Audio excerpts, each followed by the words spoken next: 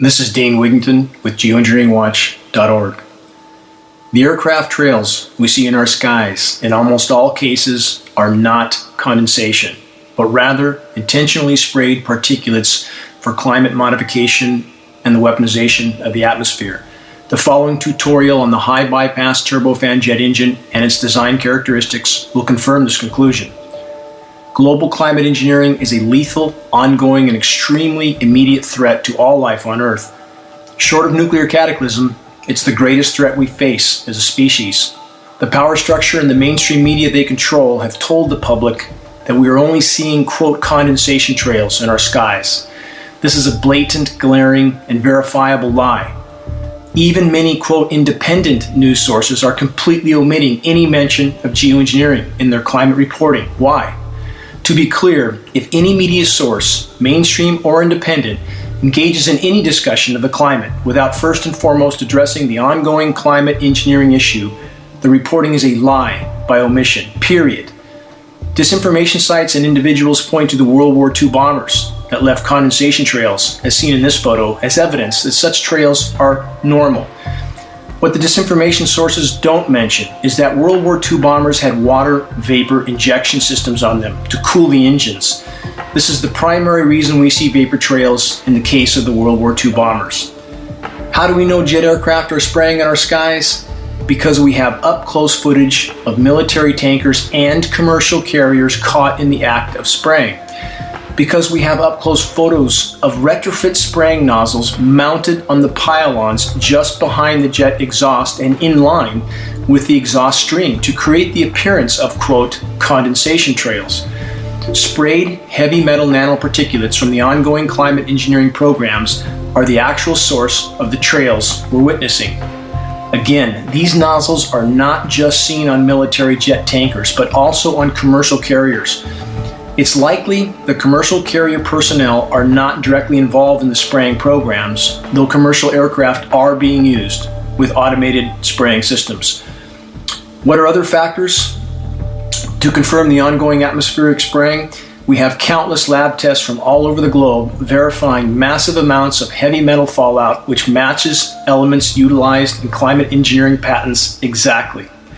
Finally, and most importantly, we know that the high bypass turbofan jet engines are by design nearly incapable of producing any condensation trail except under the rarest and most extreme circumstances.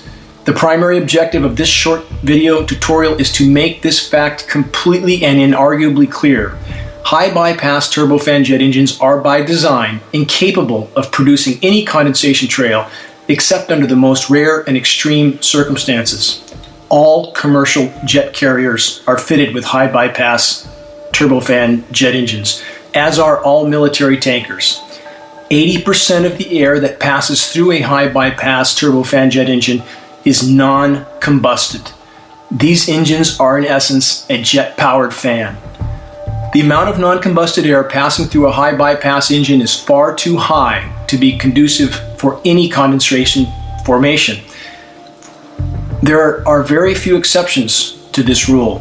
One more time, the high bypass turbofan jet engine is by design incapable of creating any condensation trails except under the rarest and most extreme circumstances, and even then, any trail would be nearly transparent and only momentary. The jet you see in this photograph is a British Airways flight. Take a good look at the trails behind the jet engines.